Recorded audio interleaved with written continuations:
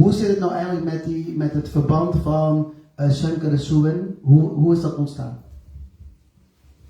ऐसा है कि श्री भगवान शिव के रुद्र अंश ही है, इसलिए शंकर सुवन ही सत्य पाठ है।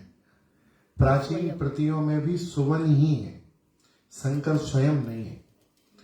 ना तो हिंदी भाषा के किसी भी साहित्यिक व्याकरण से स्वयं सिद्ध होगा, स्वयं नहीं बनेगा। शंकर स्वयं केसरी नंदन नहीं है, क्योंकि हनुमान जी 11वें अंश हैं। अंश और अंशी में अंतर होता है, ऐसे समझिए। अंश जो होता है, जैसे हम सब भगवान के अंश हैं, ईश्वर अंश, जीव अविनाशी, हम उस अविनाशी के अंश हैं। जैसे गंगा नदी भारत में बहती है और कोई गंगा जी की एक बॉटल 1 लीटर पानी भर के हॉलैंड ले आए, तो हॉलैंड की जो बॉटल है उसमें भी है गंगा जल ही, लेकिन वो गंगा जी का अंश है, वो गंगा नहीं कहलाएगा। गंगा, अच्छा, अंश और अंशी में अंतर क्या है? अंश और अंशी में अंतर यह है कि अंश में गुण भी होते हैं, दोष भी होते हैं। अंशी में गुण ही गुण होते हैं, दोष नहीं होते। जैसे मान लीजिए एक कटोरी में गंगा जल रखा है और एक कुत्ता आके उसको मुंह लगा के चला गया, तो फिर वो गंगा जल पूजा में उपयोग करने लायक रह जाएगा? और वहां जो गंगा नदी है वहां मरे कुत्ता बह रहे हैं, तो भी गंगा जी का जल पूजन करने योग्य है। क्यों? क्योंकि वो अंशी है, वो बहता हुआ पानी है। बहते हुए पानी में दोष नहीं होता है, और ये रुका हुआ एक क्षेत्र में बंधा हुआ है, वहां दोष हो सकता है। तो श्री हनुमान जी स्वयं केसरी नंदन ना होके शंकर सुवन ही होगा।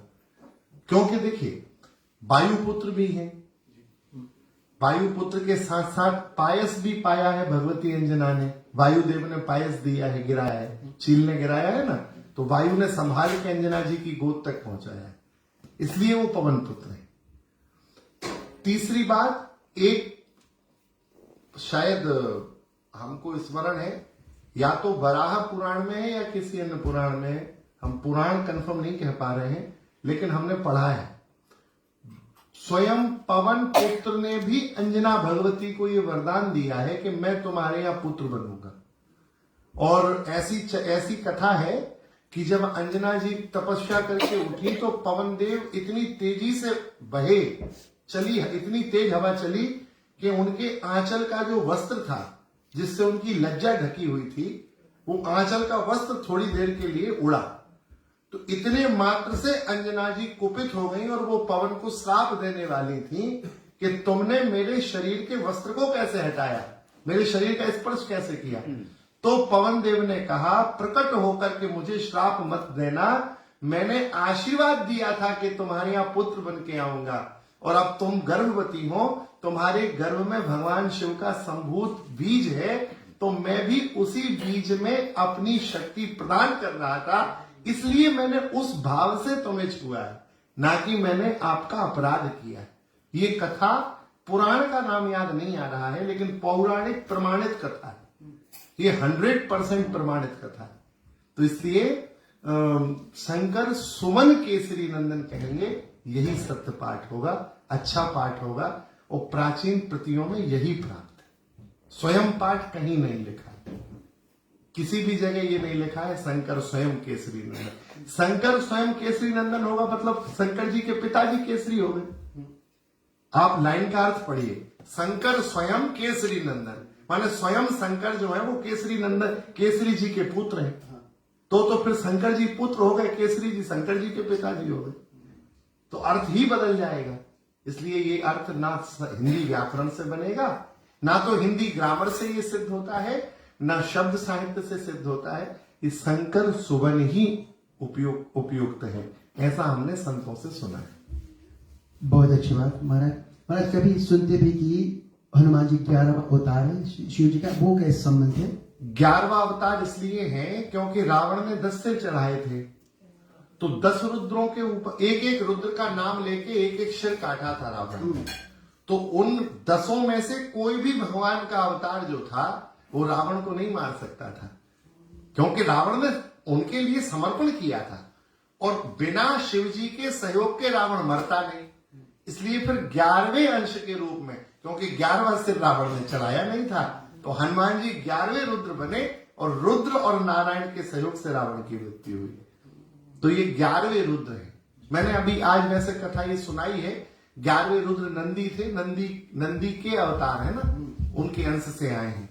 नंदीश्वर ने तपस्या कर कर मांगा है वरदान। ये तो शिव पुराण में ही चरित्र है, शिव पुराण की कथा है।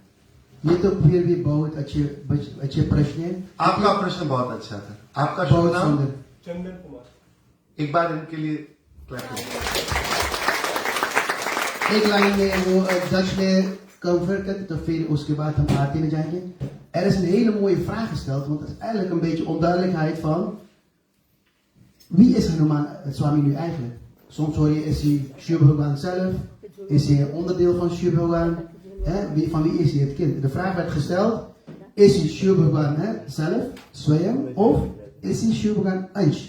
En Maharaj heeft wel mooi uitgelegd dat eigenlijk als hij Shiva Bhagwan zelf is, het gehele deel, een volle sterkte, en dan kan er ook, zeg maar, dus alleen maar zegen en alleen maar kracht. Daarin kunnen geen onvolmaaktheden zijn. Zoals dus vanuit de Ganga, vanuit Gangamaat, als je een kleine flesje eruit haalt en je doet het ergens in en een hond ligt eraan bij wijze van, dan kan het onrein worden. Maar terwijl in de Ganga, je ziet daar de mensen douchen en er worden lijken in gegooid van alles. En toch blijft die, zoet die, omdat de volle sterkte, de volle kracht is. Op die manier is het dus ook dat Hanuman Swami eigenlijk een klein gedeelte, de 11e, een ansh is van Shiva en niet hem zelf.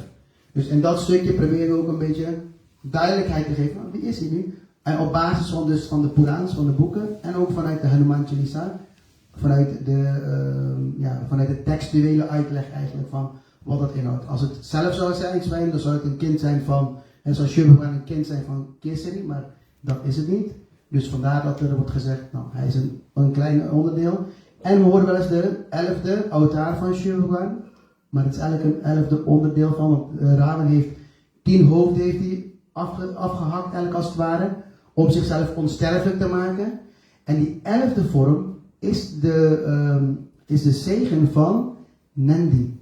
En wie is Nandi? Nandi is de rijtuig, de voertuig van Shiva, de stier. Die heeft veel tapasya gedaan en is op die vorm, zeg maar, de 11e vorm is hij teruggekomen. En daardoor kon Ram Bhagwan eigenlijk de Ravan verslaan, want zonder de zegen van Shiva Bhagwan ook weer kon Ravan niet verslagen worden. Dus dat is ook een beetje de achtergrond en dat geeft wat meer uitleg aan de persoon van Hanuman.